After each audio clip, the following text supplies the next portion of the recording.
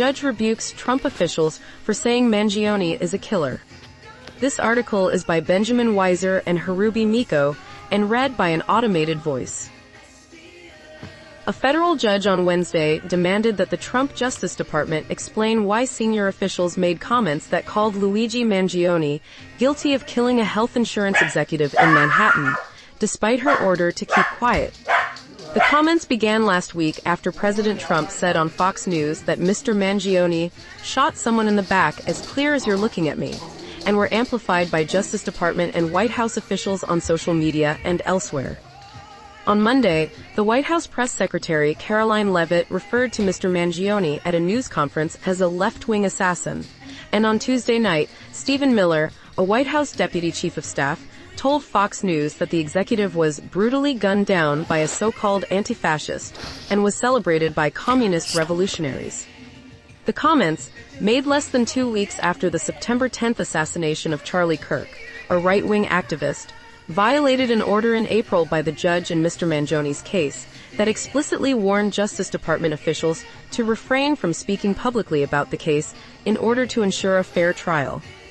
Mr. Mangione is accused of shooting Brian Thompson, the chief executive of United Healthcare, minutes before an investors' meeting at a Midtown hotel on December 4th.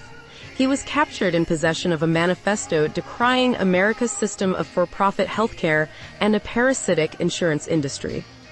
This month, a state judge in New York dismissed terrorism charges against Mr. Mangione, which included a count that could have put him in prison for the rest of his life, though he still faces a murder charge to which he has pleaded not guilty. In the parallel federal case, he has pleaded not guilty to a murder charge, which could bring the death penalty. Judge Margaret Garnett's order on Wednesday comes as Mr. Trump continues to tear down walls between the White House and the Justice Department that were intended to protect its tradition of independence. This weekend, Mr. Trump insisted that his Attorney General, Pam Bondi, act quickly to prosecute people that he considers his enemies.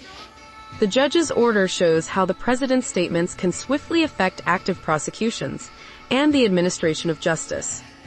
The White House referred a request for comment on Judge Garnett's Wednesday order to the Justice Department, which did not immediately respond to a request for comment. The Manhattan U.S. Attorney's Office and Mr. Mangione's lawyers declined to comment. On Tuesday, Mr. Mangione's lawyers, led by Karen Friedman Agnifilo, had complained to the judge that the recent comments by administration officials had indelibly prejudiced Mr. Mangione by baselessly linking him to unrelated violent events and left-wing extremist groups, despite there being no connection or affiliation. The lawyers said Mr. Kirk's murder had only increased this prejudicial rhetoric.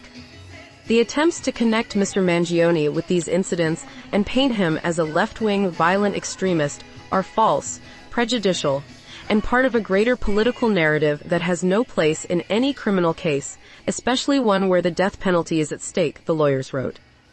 The judge's original order in April directing Justice Department officials to stop commenting on the case came after Ms. Bondi's announcement that the government would seek capital punishment as we carry out President Trump's agenda to stop violent crime and make America safe again.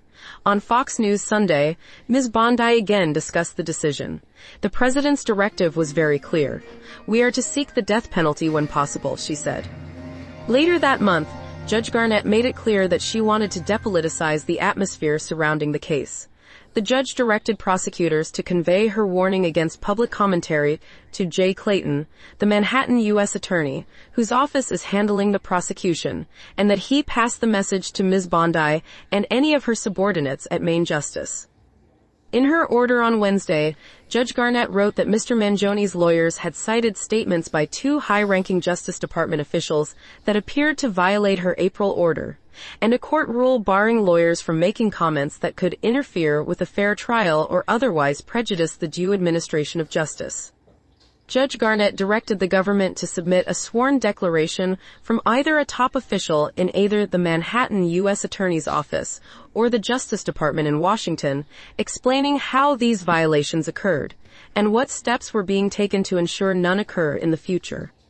Any further violations, the judge said, could result in sanctions, which could include personal financial penalties, contempt of court findings, or what she called relief specific to the prosecution of this matter.